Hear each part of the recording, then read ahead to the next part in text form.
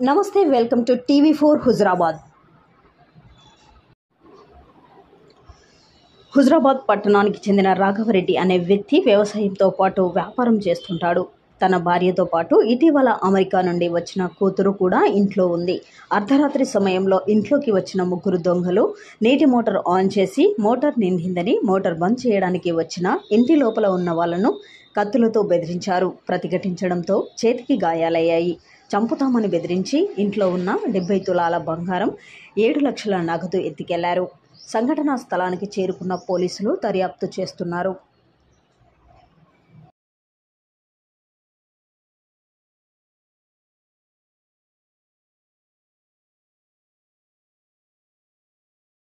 వాళ్ళు 11:30కి వచ్చారు. వచ్చి 11 గంటలకు వచ్చి మోటార్ వేసారు.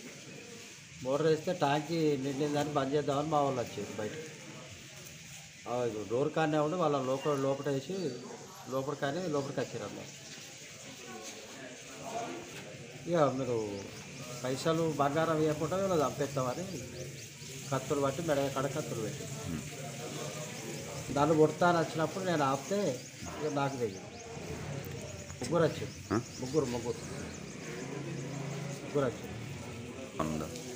ఇక పేరు చూస్తే గుర్తుపడతారు. ముగ్గురు గాయాలండి. 2 ఆడవాళ్ళు నేను, బిడ్డ ఉన్న మా భార్య ఉంటుంది. నేను పైసలు బంగారం, పైసలు 7 లక్షలు, బంగారం 70 తులాలు లాగా చెప్పారు. వాళ్ళకి అడిగేది ఎవరు ఎస్ఐ వచ్చాడు, సిఐ వచ్చాడు. ఇప్పుడు ఆయన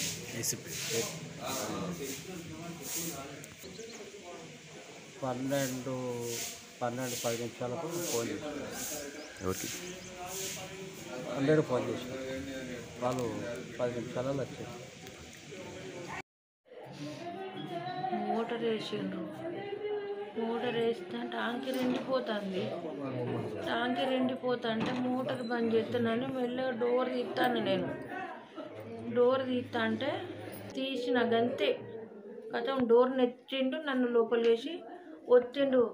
నోరు తెరిస్తే చంపుతాను. ఈడ కత్తి పెట్టిండు. మొదలు ఈడ కత్తి పెట్టి నోరు మూసిండు. నోరు మూసి ఇక టవల్ తోటి గుంజి కట్టేసిండు. మీరు ఏది ఇవ్వకుండా చంపేస్తానని అన్నాడు. పావు తక్కువ 12. ఇక గుర్తు మొఖాలు చూస్తే ఏర్పాటు చేస్తాం. వేసుకున్నాడు. 2 వేసుకోలేదు. ముగ్గురు వచ్చారు. బంగారం పోయినాయి, డబ్బులు పోయినాయి. బంగారం 80 తులాలు పోయినాయి. 7 లక్షల డబ్బులు పోయినాయి. మా ఫోన్లు గుంజుకున్నారు. మమ్మల్ని అంటే చంపేస్తామన్నారు. మా ఫోన్లు పోయేటప్పుడు బయట వేసిపోయినరు. నాది ఒక్కటి మెత్త కింద ఉండట్లా. వాళ్ళు పోయినాక లోపలికి డోర్ వేసి మేము పోలీసులకు ఫోన్ చేసినా ఎత్తలేదు. మా పెద్ద కొడుకు ఆయన ఉంటాడు. పెద్ద ఆయన ఫోన్ చేస్తే స్విచ్ ఆఫ్ వచ్చింది. ఆయన తిరిగి కోడలికి చేసినాం. మళ్ళీ చిన్న కొడుకు చేసినాం. చిన్న కోడలికి చేసినాక చిన్న కోడలు ఎత్తినాం వల్ల ఈ దొంగలు ఇట్లా వచ్చిండ్రని ఏడ్చుకుంటూ చెప్పంగానే అందరినీ అది ఫోన్లు చేసి పిలిచింది. మీరు బయటికి రాకుండ్రి, మిమ్మల్ని ఏమన్నా చేస్తారని అన్నాక మా కొడుకు కోడలు రాలే. అందరు ఫోన్లు చేసినాక అందరు బయటకు వచ్చారు. వెళ్ళిపోయారు. అప్పటికే వాళ్ళు భోగంగానే ఇచ్చేసినాం. 12-20కి ఇచ్చేసినాం. 100కి ఇక వాళ్ళంతా వెతుక్కిండ్రు. మమ్మల్ని బ్లడ్ అంతా వెళ్తుందని మమ్మల్ని హాస్పిటల్ తీసుకుపోయిండ్రు.